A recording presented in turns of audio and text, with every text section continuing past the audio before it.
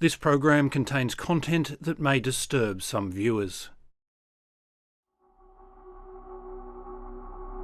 So the events unfolding around us are making clearer than ever that we're living in the final part of the last days, undoubtedly the final part of the final part of the last days, shortly before the last day of the last days. 8 million Jehovah's Witnesses around the globe believe the end is nigh for a world that is controlled by Satan, and only they will be saved. He may use hailstones of undisclosed size to destroy those wicked humans. Now, during that time, will we need to fear the natural elements? Not at all. They are raised in this kind of fear bubble in which they're constantly being told the end of the world is near, Jehovah God is going to murder people who are unbelievers, you are going to be judged. But those who've managed to escape the organisation say the real danger is from this group of ultra-conservative biblical literalists. Former Jehovah's Witnesses have come forward to expose practices they say have destroyed lives. Everybody thinks that Jehovah's Witnesses are just lovely people, friendly, nice-looking people who may be a bit quirky, who knock on doors. And it's very difficult to help people understand just how dangerous this group is and what a harrowing experience people who leave have to go through. They will rip you apart. They rip your reputation apart. They rip you apart as a person. I mean, they even ripped me apart as a mum. Spending 50 years as a Jehovah's Witness, particularly once you realise that it's not the truth, has a devastating effect upon you. Silence or stand. A Royal Commission exposed the treatment of victims of child abuse within the Jehovah's Witnesses. Well, it's a pretty cruel way of dealing with someone, isn't it, who has suffered sexual abuse. Well, to have 1,800 victims, over 1,000 perpetrators, and not a single case be reported to the authorities, to the police, it was shocking. I couldn't believe that. In the years since the Royal Commission, little has changed. If you refuse to accept there's a problem, then nothing can ever be done about it. Why are you letting this happen to children? Now in Australia, those scarred by this group are fighting back. It's worse than the Catholics. What has this organisation taken from you? 33 years of my life, and I'm not letting them take any more. They're not taking another part of my life. Tonight on Four Corners, we investigate the secretive world of the Jehovah's Witnesses. We expose the practices that continue to damage a new generation of children. We show how psychological warfare is used against former members, and we reveal how its bitter fight to protect its reputation and assets re-traumatises those who dare to stand up to it.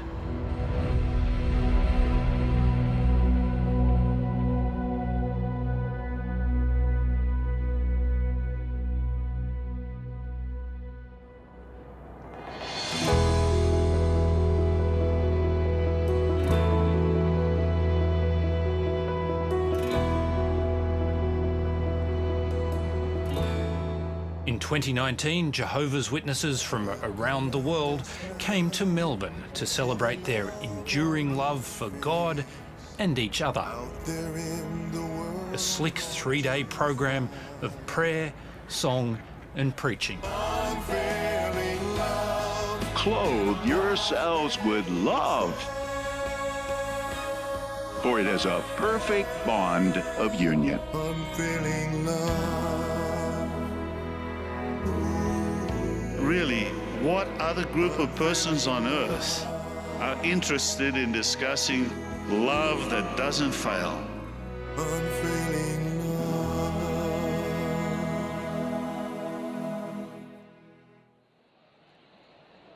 But for some former Jehovah's Witnesses, this love has failed them. We are here at the protest. This protest was a defining moment in the life of one former Jehovah's Witness, Renee Pickles. And we're set up over here as well. Wow, they're trying to stop the protest from being seen. But it's just incredible. What an impact. I'm so proud. I see this and I just go, that is just fantastic. So proud. And those slain by Johavah in that day will be from one end of the earth clear to the other end of the earth. They will not be mourned, nor will they be gathered up or buried. They will become like manure on the surface of the ground. The Jehovah's Witnesses had been Renee's world from birth to her early 20s. The organisation controlled all aspects of her life until it cast her out, severing her from everyone she was close to.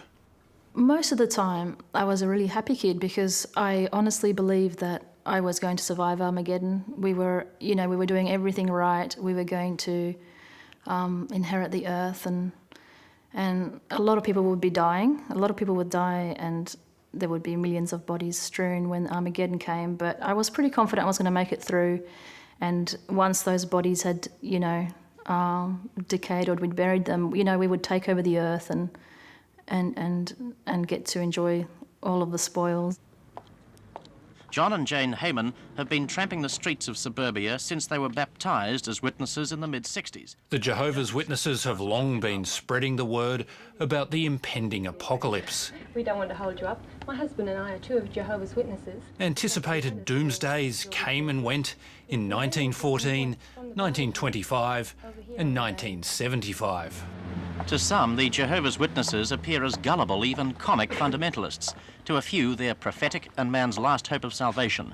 But regardless of what one thinks of their message, one can't help admire the sheer persistence of members like John and Jane Heyman as they try to warn Turak housewives of the end of the world. Well, I'm sorry, at the moment I've got the children having lunch. The pandemic has put a stop to door knocking and temporarily shuttered the organisation's Kingdom halls. Now the words coronavirus and COVID-19. But the Jehovah's Witnesses believe COVID is a sign of impending doom. The spread of this disease is distressing, to be sure. But we're really not surprised to see the world in the grip of such pestilence, are we? Jesus made it clear at Luke 21:11 that pestilence would be part of the sign of the last days.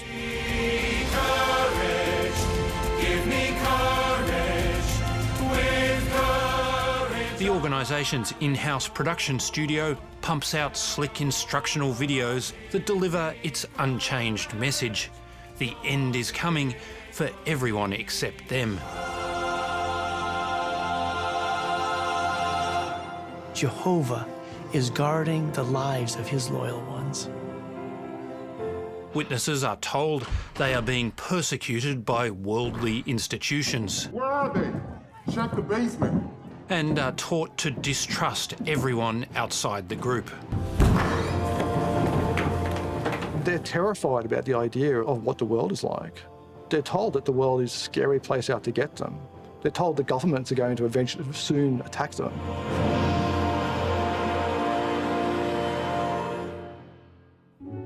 Welcome. This month's program will help us show love and respect in marriage. The Jehovah's Witnesses promote the idea of male headship. Women aren't allowed leadership roles. Jehovah placed the woman under the headship of the man, and as such, her role is to be in subjection to him. Rules are set by a US-based governing body of 8 men who sit at the pinnacle of the Jehovah's Witness organisation, called the Watchtower Bible and Tract Society. All witnesses are expected to obey their instructions and doctrines that influence every aspect of life. Jehovah's Witnesses believe these men are anointed as the voice of God on earth. There is no other means by which Jehovah God, according to Jehovah's Witnesses communicates with the world. So it is through that conduit of the governing body that Jehovah speaks. So whatever they say is to be accepted as the word of God and not to be confused with the speaking of an opinion of men.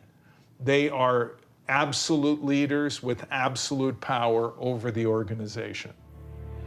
Doubt and fear surround me. The basic premise of their belief system is that the outside world, the world outside of what they call the truth, the belief of the Jehovah's Witnesses, has been corrupted by Satan and is evil.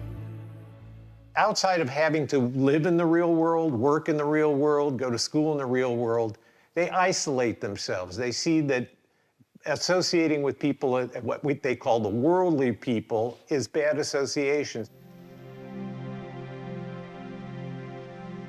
The governing body live at a complex they call Bethel, or the House of God, in New York State. This world headquarters is a 100-acre site that replaced a sprawling Brooklyn campus, sold off in recent years for over $1 billion. The governing body oversees a vast global real estate portfolio held in regional headquarters and kingdom halls built by congregations around the world. They're a big multi-billion-dollar asset business. Multi-billion-dollar properties. They sold their assets in New York and moved to New York State and built their new headquarters there, and they're building other big buildings. The Australian branch owns at least 440 properties and last year reported an income of over $32 million. As a religious charity, it receives significant tax exemptions. A charity doesn't have to pay income tax on its earnings. It may also have deductible gift recipient status, which is where the donor gets the tax write-off. There may be other taxes, including state taxes, which are forgiven for charities. I think it's really ironic that an organization that has predicted that the end of the world is imminent and predicted the end 4 times, the last time in 1975, would create a long-term investment portfolio with real estate that they carefully maintained and made a great deal of money on.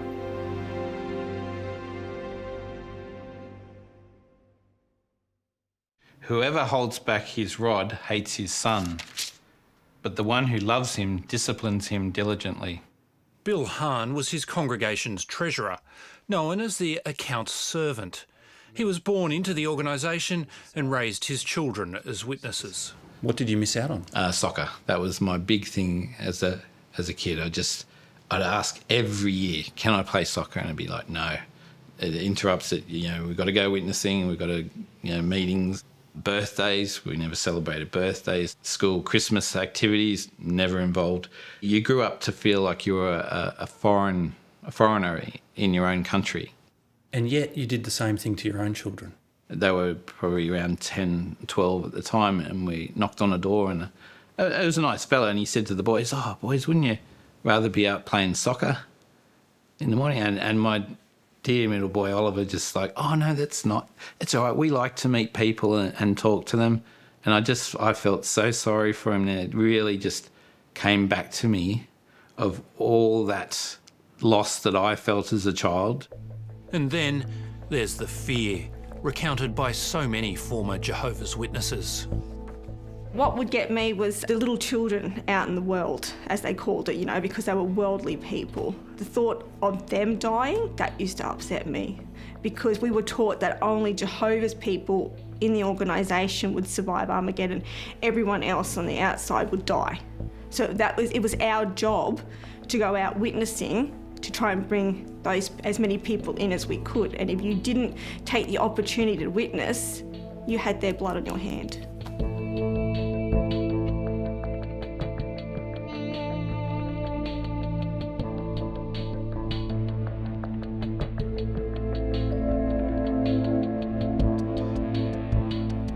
In my opinion, the environment of Jehovah's Witnesses can be very damaging for children. They are raised in this kind of fear bubble in which they're constantly being told the end of the world is near, Jehovah God is going to murder people who are unbelievers, you are going to be judged. And there's this pressure to save people, to go door to door, to proselytize. And at the same time, no birthdays, no holidays. It's really kind of abysmal.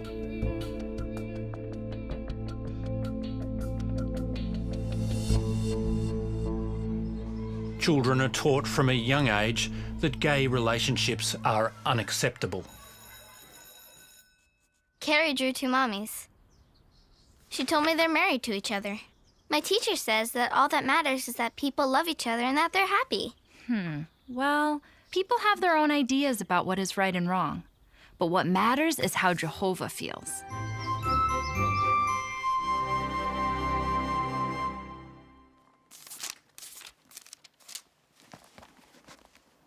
Leviticus 18:22.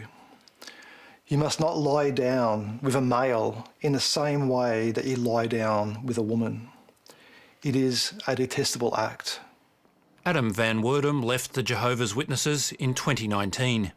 It has a massive effect when forever you are told that you can pray the gay away and you can make a big effort, and with God's blessing, you can become straight, basically. So certainly from an early age, I knew I was gay, but I just never expressed it. I was terrified of expressing it. The hostility in the congregations for gay people is quite extreme. To decline higher education and have the independent thought and analysis is discouraged, as is higher education. Higher education often instills a sense of superiority and self-reliance that is in direct opposition to the Christian personality. We will not need doctors or lawyers after Armageddon, but we will need carpenters and plumbers and similar construction trades.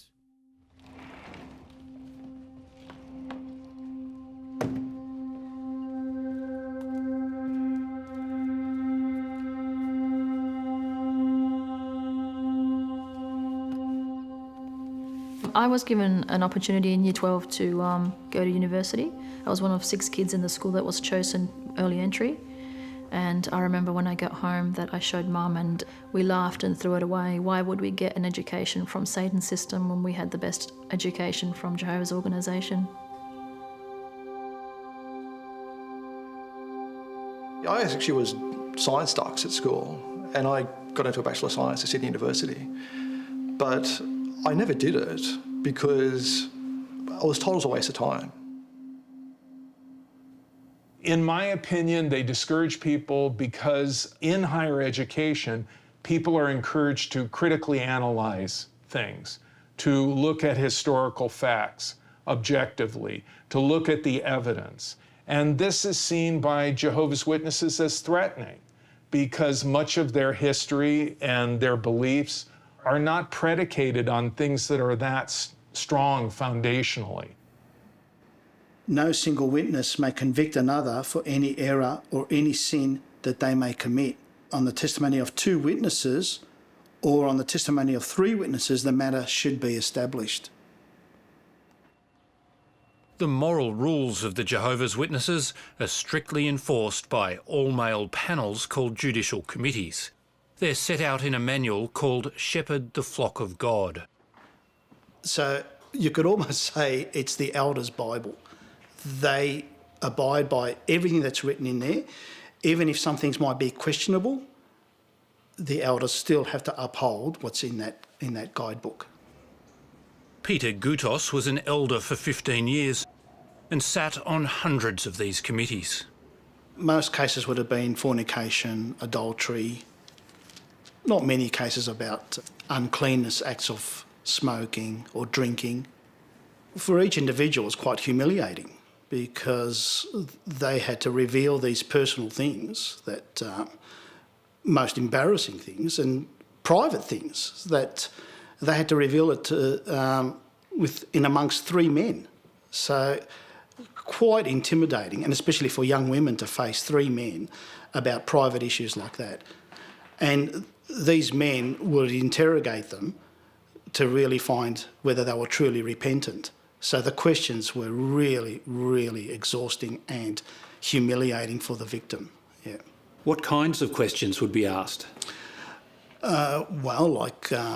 Did you touch their private parts, and how often did you touch their private parts? Were they satisfied in you touching their private parts? These are the kind of questions that each person would be facing. Yeah. The experience can be excruciating for those facing these panels, like Renee Pickles. I was subjected to a judicial commission, and it was one of the worst experiences of my life. I believe it is the main reason for a lot of my trauma. It was basically 3 men who were in an interview panel with me. I was not allowed to bring a support person in, and I was interviewed, or I would say interrogated, over several sittings, and the questions got extremely intimate and personal as to what I had done, so that they could then just use the Holy Spirit to determine whether I was still worthy and clean enough to remain in the congregation. Could you give me an example of the kind of questions they asked you? Did you kiss? Did you fondle? Did you touch each other in the genitals? Did he have an ejaculation? Did his ejaculation touch your skin? Aged just 21, Renee was judged to be unrepentant and issued with a notification of disfellowshipping. She was cast out into a world she was completely unprepared for. I had nobody to turn to, and then I'd lost my entire family and community, so it was like I landed in a different planet, and it was an extremely lonely period of time. It was unbelievable. Disfellowshipping is accompanied by total social exclusion, known as shunning. It's supposed to be loving discipline.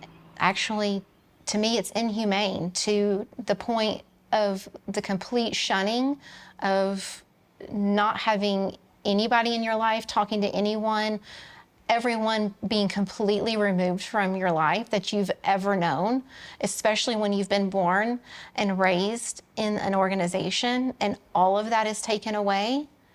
That is inhumane. It is not loving. American Brandy Schmiedel, who lives in Colorado, is the niece of governing body member Stephen Lett.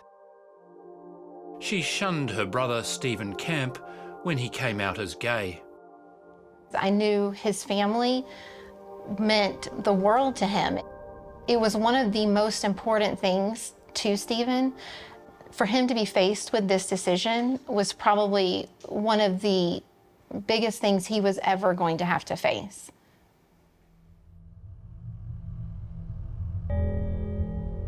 After 5 agonising years, Brandy privately resumed contact with her brother, but the rest of the family continued to shun him.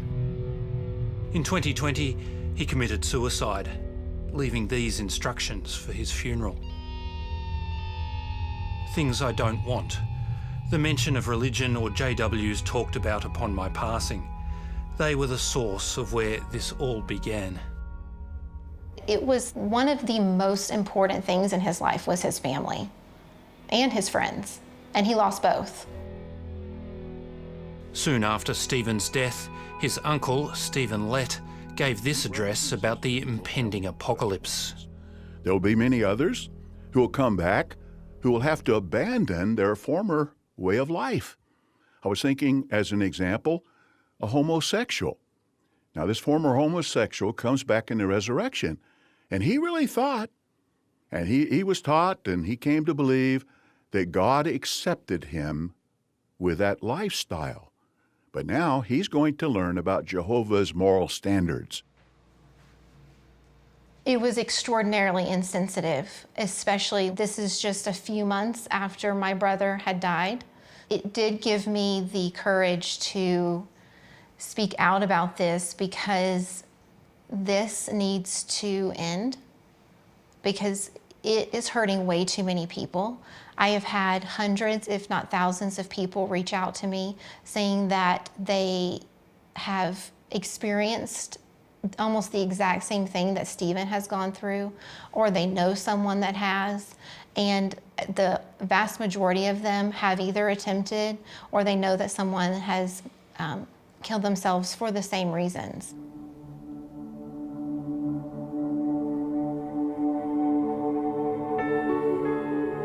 The closed world of the Jehovah's Witnesses was exposed in 2015 by the Australian Royal Commission into institutional responses to child sexual abuse.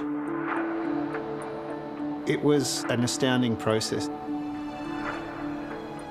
We were, perhaps contrary to what the public believed, quite a small team of lawyers. There were three or four of us working on this case.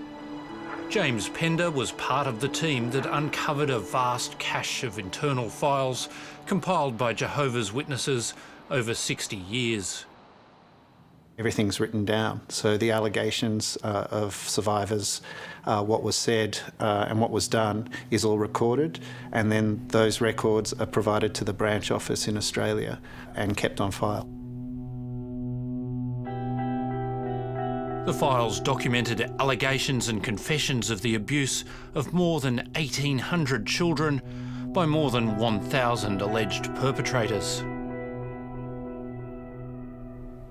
We pored over these 5,000 files and created a spreadsheet detailing allegations by a perpetrator, recording the number of victims, the age of victims, their location, whether the perpetrator was a ministerial elder or a servant at the time, the positions of people that knew, and all the relevant details. So it was a very forensic process, and I think in retrospect quite traumatic.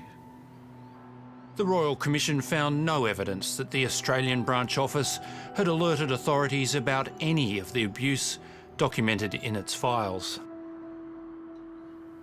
It was the scale of what was recorded, the strangeness of what was recorded, the intimacy of what was recorded, and the fact that none of it had been reported.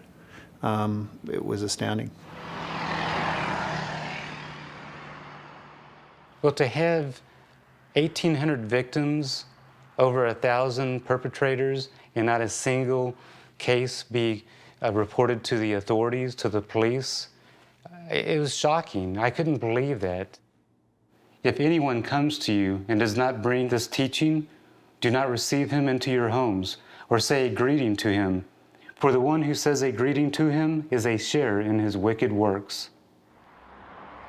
The scale of abuse staggered Kevin Dean, who was a Jehovah's Witness elder in the US. When you look at the numbers in Australia of Jehovah's Witnesses, and then you look at the numbers in the United States, we have over 1 million witnesses. Well, I knew that the situation is even much worse, probably, in the United States than it is in Australia. When an allegation of wrongdoing is made within the Jehovah's Witnesses, internal action against the alleged offender is taken by a judicial committee of elders only if there is a confession or 2 witnesses. So if there isn't a second witness, then likely that allegation is not considered to be justified and therefore the sin not to have been committed. And so no action would be taken by the congregation in relation to that allegation of abuse. What we know about child sexual abuse is it doesn't take place in front of people, it's secret, and often only the perpetrator and the victim are present. So that's a very dangerous practice, that they won't accept that an allegation has occurred without 2 witnesses. The Jehovah's Witnesses have contested the Royal Commission findings and continue to dispute that the organisation has a problem with its handling of child abuse. It commissioned a 2018 report that argued that the Royal Commission had an inherent unfairness and that the organisation shouldn't be held responsible for abuse that occurs within the families of witnesses. The argument that the Jehovah's Witnesses, unlike other religious organizations, have no custodial care of children. So They don't have schools. They don't have after-school programs. They don't have catechisms or those kinds of programs where they take custodial care of children. And so you can't hold them to the same standards that you would other religious institutions that do have custodial care. That's a lie. The view of the Commission was that because the Jehovah's Witness rules and regulations determine how all aspects of a member of the Jehovah's Witness should live in their life, that actually there was no distinction between the life of the family and the institutional context of the church, and that the institutional context did actually include the families. The Royal Commission slammed the Jehovah's Witnesses for failing to report child sexual abuse to police and made 3 key recommendations. It should involve women in its judicial committees, abandon the 2-witness rule in abuse cases, and stop shunning people who leave because of abuse. The witnesses say they won't implement the recommendations because their practices are based on the Bible. The policies and practices themselves are based on Bible scriptures. They're outdated and they're just inappropriate for the way in which child sexual abuse tends to occur, and the way in which responses to child sexual abuse should happen. Jehovah's Witness elders are bound by the rules set out in their most important guidebook, Shepherd the Flock of God. It states that child sexual abuse is a gross sin. It advises that when an allegation is made, 2 Jehovah's Witness elders should immediately call the legal department and await instruction. The book doesn't give any direction about reporting anything to the authorities. It's more so about dealing with the Jehovah's Witness branch legal department. Nothing about the authorities at all.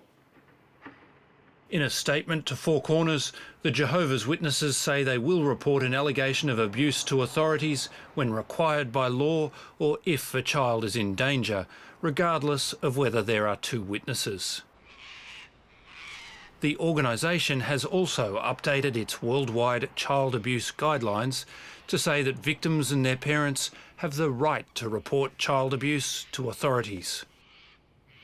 I think the language is important there. It's your right to go and report it to the police, but you're not being told to do that. Certainly if somebody was told by an elder to go and report it to the police the way the organisation works, then they would do that. All you need is a sentence that says, if you hear of child abuse, report it to the police. And I believe that's the best thing that could ever happen for Jehovah's Witnesses and that organization, just one sentence. If you hear of child abuse, call the police. Until last year, Kevin Dean was an elder in the US. After receiving a report of child abuse in 2019, he referred it to the legal department. He was told to fill in a form that would be used to defend the organisation from litigation. And so as I'm filling this out, I don't understand why I'm doing this and what kind of litigation, what kind of legal trouble would we be in? Why would I need a lawyer? And when I read the legal verbiage in it, that's when I realized that this is not about protecting children. They were concerned about protecting the organization. What happened next staggered Kevin Dean. About a couple of weeks after I had these conversations with the legal department, I get a phone call and the brother says, Brother Dean, we want you to destroy all your notes, written and electronic. And I think they were afraid that there would be some kind of a contradiction between the elders' notes and the questionnaire. And so since we'd already filled out the questionnaire, they didn't want anything to conflict with that. He decided to leave the Jehovah's Witnesses and testify against them in a US investigation. Do you think it was about protecting the organisation? Absolutely. I think they were so worried about protecting their assets. The Watchtower, they care about money, and they don't want any kind of litigation that will mean that they have to pay out money. 2 years after the Royal Commission, elders investigating the sins of congregants in Australia were advised against making notes of conversations. If the so-called wild talk of a member is recorded in detail, it may not be accurately assessed when reviewed out of context, and any personal notes should be destroyed once a summation of the hearing has been prepared. To knowingly destroy documents that are related to a case involving child sexual abuse, that would be crucial and critical evidence to either a criminal prosecution or a civil case, would be against the law in many of the jurisdictions. In many of our cases, those have been the critical documents. What's kept in a confidential file are forms with minimal information, but in practice, in many congregations, elders would put their notes in those files, and their notes would have the details. The notes would tell the real story. That firm is notorious, right? US lawyer Erwin Zalkin has 7 lawsuits in train against the governing body for alleged child sexual abuse crimes within the congregation. We've called this press conference today to announce that we filed yet another lawsuit against the Jehovah's Witnesses. He wants to hold the leaders accountable and have them testify publicly in the US for the first time.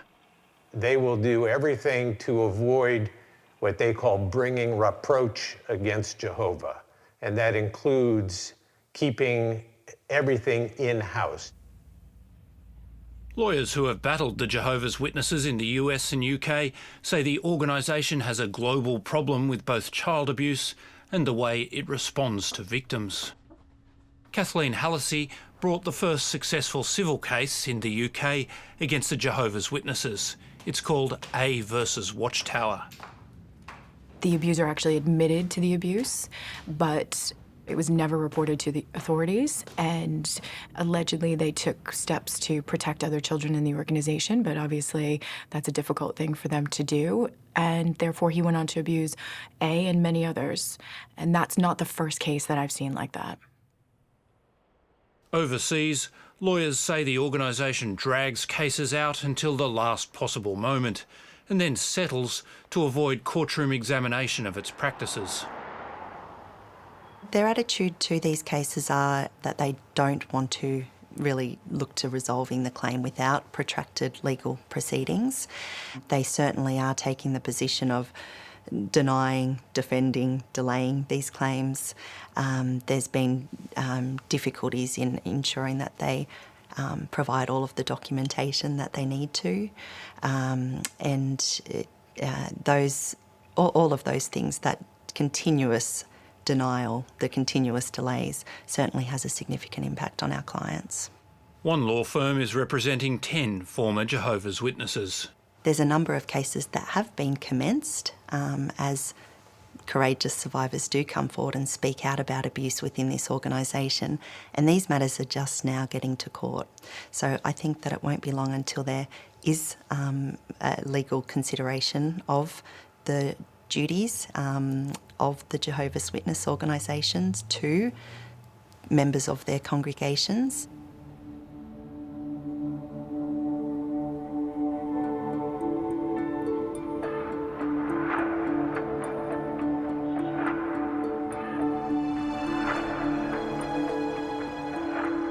As an 11-year-old girl growing up in the remote Queensland town of Mount Isa, Amy Whitby says she was sexually abused inside the home her family shared with another Jehovah's Witness family. The job of an elder is to shepherd the congregation, to look after the flock, to keep them safe. That's their job, because we're Jehovah's people. And it's their job to keep us safe, and they failed. Amy's mother says she complained about the alleged abuse to a witness elder. There was meetings with the elders in my friend's home, but I was never believed. I was told that I was mental. They used my illness against me because I had that breakdown and I suffered manic depression. And so they used that against me. As part of Amy's case, she's claiming that the elders must have known the alleged abuser had been convicted the previous year of offences against an 8-year-old boy. So there'd just be no way that those elders would not have known that he was charged, arrested by the police and charged, and then went to court. There's just no way they would have not knowing about it. It just doesn't happen in that religion. You know, people spy on each other. You're told it's your responsibility. You hear something about someone, you are to report it. The Jehovah's Witnesses say local elders weren't aware of the prior conviction, and regardless, the organisation isn't responsible for the acts of its members within the family home. Despite Teresa's complaints, the man remained in the congregation and even gave Bible readings and talks from the stage. It would make me so angry. It would make me so angry to the point that I would get up and I'd go outside and I'd just pace. And I'd just pace and I'd just be going around and around and around, and just that anger, because all I wanted to do was run in there and scream at them that he shouldn't be allowed up there. Why is he allowed up there? My room was completely dark. After 30 years of suffering the consequences, Amy is now suing the local Jehovah's Witness congregation and the Australian head office. Our job is holding them accountable in terms of... I feel like what happened had a bit of a domino effect on the rest of my life, with things that happened to me after. So, yeah, you know, I wonder sometimes what my life would have been like if that hadn't have happened. Would my self-confidence, my self-worth. After 2 years of legal wrangling, Amy Whitby's case is now headed to trial. It would be the first time in Australia that the Jehovah's Witness organisation has defended sexual abuse allegations in court. The courts in overseas jurisdictions have found that they have been found to hold a duty of care to children, and they have been found liable for breaching that duty of care. And we think that the Australian courts will make that same determination when they're called on to do so.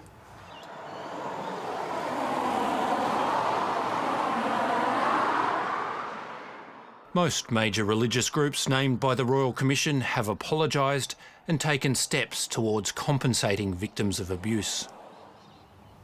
We're not seeing any of that in terms of responses from the Jehovah's Witnesses. Since the Royal Commission, ourselves, we've resolved over 900 cases successfully, and for around $150 million in compensation. Not one of those cases has been resolved successfully against the Jehovah's Witness organisation. The organisation says there is no evidence that the Jehovah's Witnesses are guilty of institutional child sexual abuse, and that it responds to compensation claims in a caring, fair and principled manner. But it long resisted joining a redress scheme designed to help victims, agreeing to sign up only after it was threatened with the loss of its charity status. There's a number of benefits that this organisation gets because it is a religious entity, a charitable institution. There's tax benefits. So one way that the government could ensure that this organisation was more child safe is to remove some of those benefits that it gets from their status, to remove those until they can prove that they are a child safe organisation. The people who break away from the Jehovah's Witnesses pay a terrible price. They remain cut off from their families and closest friends, those they love the most. Within the ex-Jehovah's Witnesses, we do it once a year, is a Memorial Day. I did it a few times. You take a bunch of flowers and a card to mourn the loss of your family and leave it on the door of a Kingdom Hall. It's like a death, and that's where I've come to terms with. Mum died 3 weeks ago, and I just got I knew it was coming at some point, and I just got a text message from my brother saying, "Oh, by the way, Mum died yesterday of stomach cancer. Doesn't want a funeral, didn't want a fuss, and that's it, Jeff. Bill Hahn also grieves for his 3 oldest children who continue to shun him. So really for the last 10 years, from when the reality of it set in, that okay, they view me as dead, that you almost mourn in reverse. I've just had to grieve the fact that, look, until they wake up themselves and leave and come out of the religion, that basically I just have to view them as that they've passed away, which is not nice, but it's a way of coping.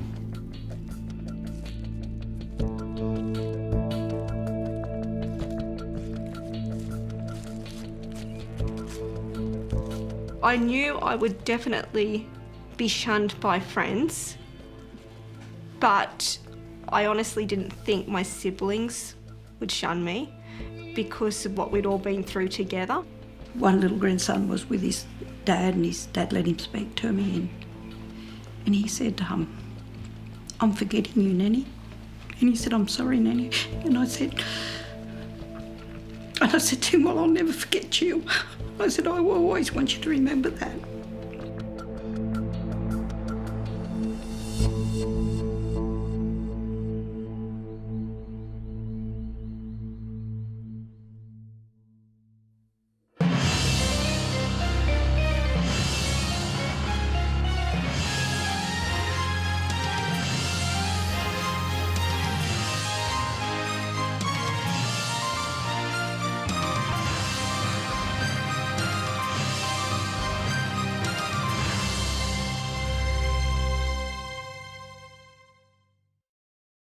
If the material covered in this story has raised any issues for you, you can contact one of these services.